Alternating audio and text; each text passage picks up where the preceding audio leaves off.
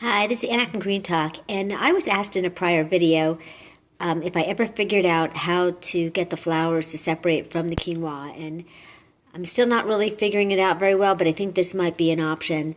I am soaking the flowers and the seeds in water right now, and what happens is what floats to the top is the flower and the seeds that aren't viable.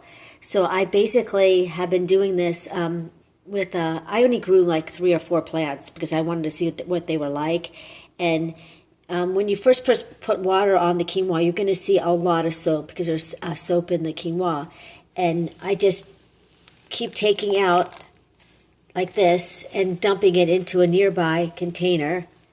This is other things that I have, so I'm just dumping it like that. And, it is a little tedious, but, when you take big clumps of it and keep dumping it, you'll eventually get towards the bottom. I've already done one section, which is this little bit right here, which was very disappointing because that wasn't very much for all my effort. But I think the problem is that it's really hard to judge when it's time to take the plant. And I took it like a week before frost date because all the seed heads had turned like basically brown. And originally the seed heads were like pink and green and white, and I'm not sure whether it just kind of died or I waited too long. I wasn't sure. It was my first time harvesting it when it actually went to maturity. It's only like a 4-foot plant, like 4-foot by 2-foot plant.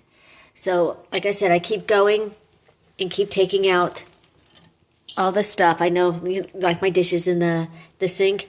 And can you see at the bottom? There's actually... I'll fast forward so you can see at the bottom when there's mostly a lot of it gone. So hold on one second. Okay, I'm back. See how the seeds at the bottom, can you see all that dark haze at the bottom? That's the seeds. So what I also do is I take like a cup, half a cup thing, and just kind of take out some of the seeds. And be really careful not to move the water a lot because I don't want to stir up what's in the bottom. And then eventually, because I'm doing this one-handed, I'm using my camera. Eventually, I take this type of strainer, which is a flat strainer. Step back, it's a flat strainer. And put it right here because all the flower stuff is going to float out with it.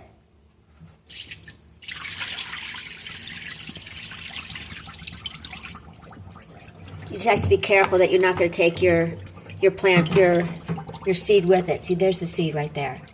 I have a little bit more draining to do, but that's kind of how I think I'm going to be doing the quinoa if I ever grow it again, because I'm afraid if you window it, which means that you throw it up in the air and with wind or a fan and the flowers separate, I think that the seed is just way too small and you're going to end up throwing most of your seed out in the wind.